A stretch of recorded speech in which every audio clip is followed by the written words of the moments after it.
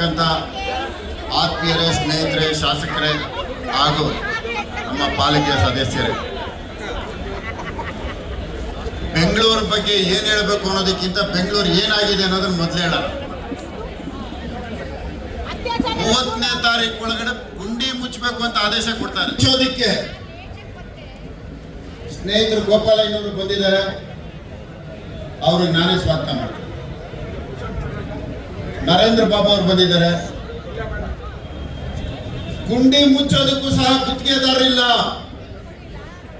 ಗುಂಡಿ ಮುಚ್ಚೋದಕ್ಕೂ ಸಹ ಇವತ್ತು ಇವರ ಹತ್ರ ಹಣ ಇಲ್ಲ. ಬಿಬಿಎಂಪಿ ಬೆಂಗಳೂರು ನಗರವನ್ನ ನಿರ್ಲಕ್ಷ್ಯ ಮಾಡುವಂತ ಕೆಲಸವನ್ನ ಕಾಂಗ್ರೆಸ್ ಪಕ್ಷ ಮಾಡಿದೆ ಅನ್ನೋ ಮಾತನ್ನ ಈ ಸಂದರ್ಭದಲ್ಲಿ ಹೇಳಲಿಕ್ಕೆ ನಾನು ಬಯಸ್ತೇನೆ. ಬಜೆಟ್ ಘೋಷಣೆ ಆಯಿತು. ಬಜೆಟ್ ಅಲ್ಲಿ ವಿಶೇಷವಾಗಿ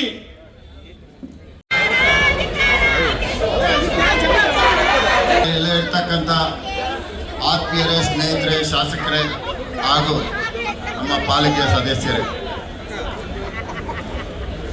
ಬೆಂಗಳೂರು ಬಗ್ಗೆ ಏನ್ ಹೇಳಬೇಕು ಅನ್ನೋದಕ್ಕಿಂತ ಬೆಂಗಳೂರು ಏನಾಗಿದೆ ಅನ್ನೋದನ್ನ ಮೊದಲು ಹೇಳೋಣ.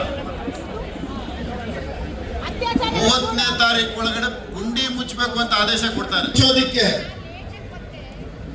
ಸ್ನೇಹಿತರು ಗೋಪಾಲಯ್ಯನವರು ಬಂದಿದ್ದಾರೆ, ಅವ್ರಿಗೆ ನಾನೇ ಸ್ವಾಗತ ಮಾಡ್ತೀನಿ. ನರೇಂದ್ರ ಬಾಬು ಅವರು ಬಂದಿದ್ದಾರೆ. ಗುಂಡಿ ಮುಚ್ಚೋದಕ್ಕೂ ಸಹ ಗುತ್ತಿಗೆದಾರರಿಲ್ಲ, ಗುಂಡಿ ಮುಚ್ಚೋದಕ್ಕೂ ಸಹ ಇವತ್ತು ಇವರ ಹತ್ರ ಹಣ ಇಲ್ಲ. ಬಿಬಿಎಂಪಿ ಬೆಂಗಳೂರು ನಗರವನ್ನ ನಿರ್ಲಕ್ಷ್ಯ ಮಾಡುವಂತ ಕೆಲಸವನ್ನ ಕಾಂಗ್ರೆಸ್ ಪಕ್ಷ ಮಾಡಿದೆ ಅನ್ನೋ ಮಾತನ್ನ ಈ ಸಂದರ್ಭದಲ್ಲಿ ಹೇಳಲಿಕ್ಕೆ ನಾನು ಬಯಸ್ತೇನೆ. ಬಜೆಟ್ ಘೋಷಣೆ ಆಯಿತು. ಬಜೆಟ್ ಅಲ್ಲಿ ವಿಶೇಷವಾಗಿ